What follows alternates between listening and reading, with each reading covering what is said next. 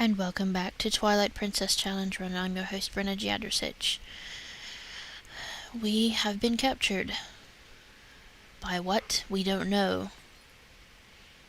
By who? We don't know either. But I suppose we'll find out very soon.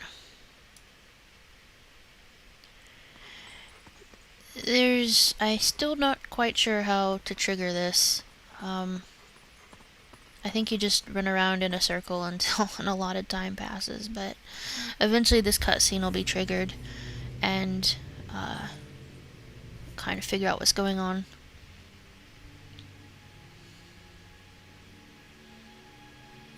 God. Expressions on her face.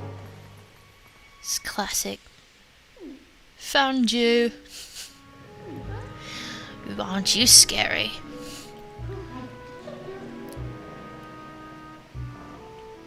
Yeah, probably don't want to be snarling and glaring at her.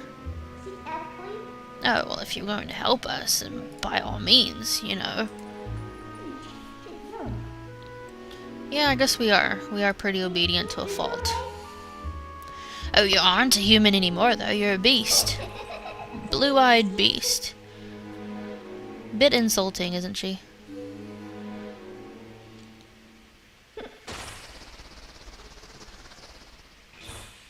And she's got magic. Huzzah. Oh, yeah, you don't look like...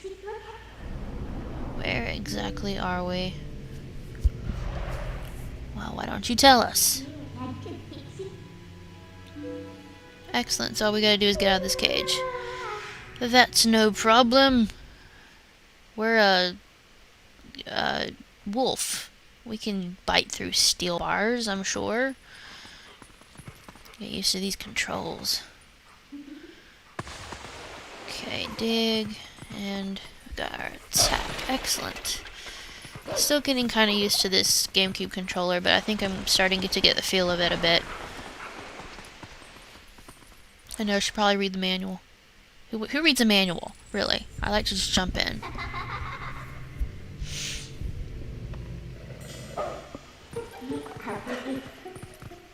Well, thank you. I like you. Well, I don't like you. Just yank on his ear, why don't you? Do you not see? That probably hurts. Yeah, the thing with the GameCube, I've discovered you only got 2 slots for your items, whereas on the Wii version you have 3. It's not too bad from what I've heard. I don't think you do too much item management in here, so we'll see how it goes. Okay, well, between then and there I've shut off the game. And you end up in the... Okay, excellent. Yay. Now we can make our long way into wherever she wants us to go. What's that? That would be a chain, actually. And this creepy old hand comes out of her head and you lock onto things. It's like, what's with that? Okay, a lot of people don't like the wolf form. I actually don't mind it. I really... The more I play this particular Zelda game, the more I actually like it. There's something, I don't know, really nice about this Zelda, and I'll probably get into it a bit more later on. Okay, Census tutorial. Press X, and ta-da! Ghost. Well, spirit. On the ethereal plane, or whatever it's called. But yeah, this, will you shut up, Midna? Really? Yeah, we know it's somebody from the other world. We've played this before. Alright. I'm assuming if you're watching this, you've played this before. Because it is a challenge run, I'm not going to be collecting everything, obviously. So I hope that you've seen this, played this before. If not, then I suggest really picking up this game. I actually like the GameCube version a lot better than the Wii. I never planned to actually pick up the GameCube version when I was looking through Twilight Princess. The weird little glitch or bug. Every time you load up the game whenever you hit a 20 rupee or a 5 rupee, you get that little cutscene. It's really weird. Blah, blah, blah, blah, blah. Okay.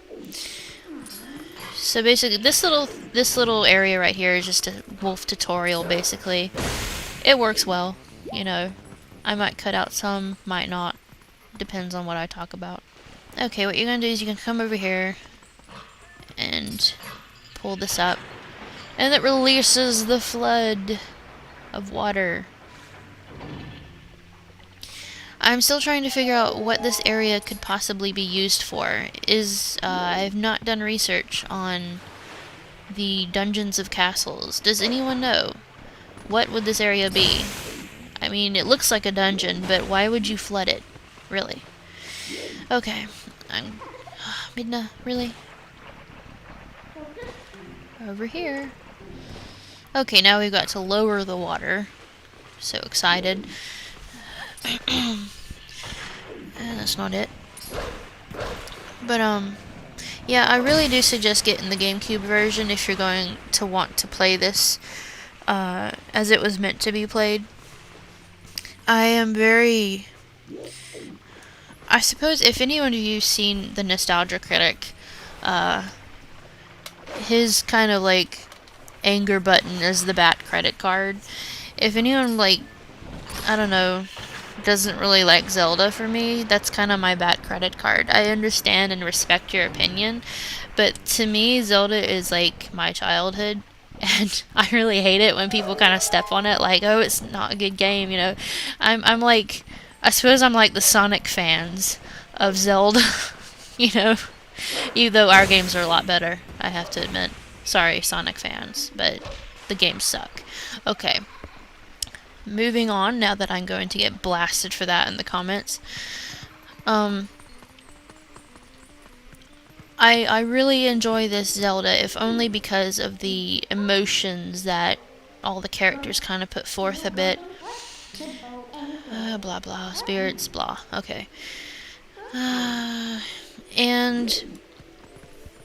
I don't know, what always fascinated me about the character of Link, just Zelda in general, not the character Zelda, but the game Zelda. The character of Link has you never see his parents or anything like that, and it kind of makes you wonder, you know, the backstory of everything.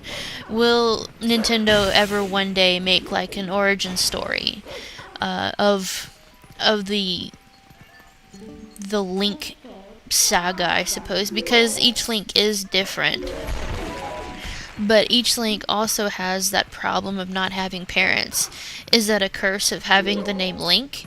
Is that just what happens? And it's kind of weird, you know, it's really weird when you start thinking about it. Because like in Wind Waker, Link stayed with his grandma and had a sister. No parents. It's like the village kind of raised the two kids. And you never hear any backstory of Link's parents other than an Ocarina of Time with his mother. And there's been many speculations on the father, you know, was he a knight and stuff like that in the army? Was he killed in the Great War that Hyrule went through? But with this Zelda, Link is on his own. He's living by himself. He doesn't have parents, but yet even at 19, 20 years old, possibly. He's a little bit older, I think, than 17 in this one. I'm thinking 19 or 20. You know, he's out living on his own. He's got a job at the ranch. You know, he's got his horse. He's got his friends. He's got still all that stuff like that. And it just kind of bugs me, I suppose, that you never see anything about his parents or just his family in general, and he seems okay with this. He seems fine with this. He seems rather happy. But in this game, there are some parts where you can actually kind of see the want for a family, and I warned you guys, I'm very, very much into Zelda theorizing, and this beginning part of the game kind of given me a chance to be able to do that before we get too much into the storyline. But there are certain parts of the game where you can kind of see the want for a family, the need for one almost. You know, there's like at the beginning cutscene, you saw like Link looking at Colin's family when he was going off, and he looked happy, he looked fine, but you could kind of sense that maybe he wanted a family too.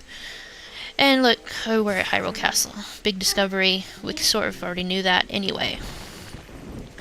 Assuming that you've played this game before, which if you have not, I really do suggest you not watching this, because I'm not going to get half of what you're going to be able to get because of the challenge run. So I'm warning you, okay?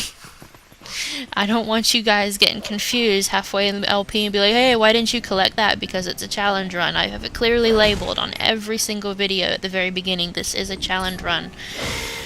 But anyway, the whole parent thing kind of fascinates me with the Link character, and also Zelda too. Her father is mentioned in... dang it, bird. I hate fighting those things, I really do. Because they're so annoying, and you can just jump right off, and I'm gonna die. I'm gonna die the first screen. I can usually breeze right through this. Pick up the heart. Thank you. Alright.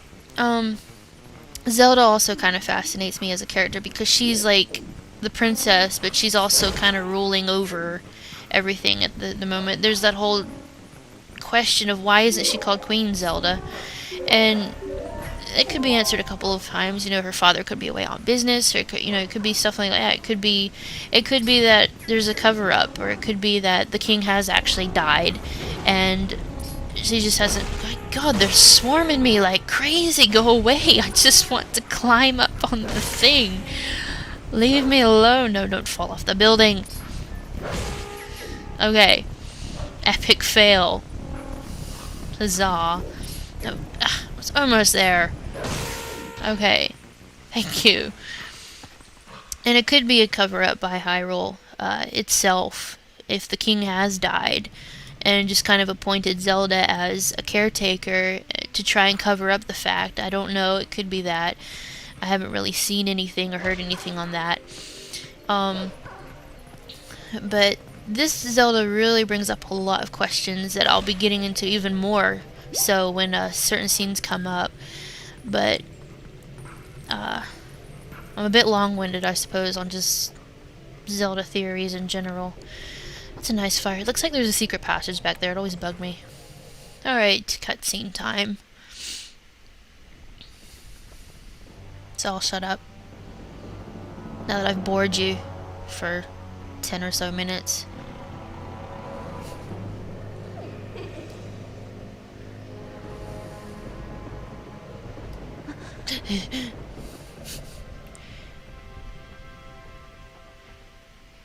Next time on Zelda Master Quest, Zelda Twilight Princess, we'll find out who this is.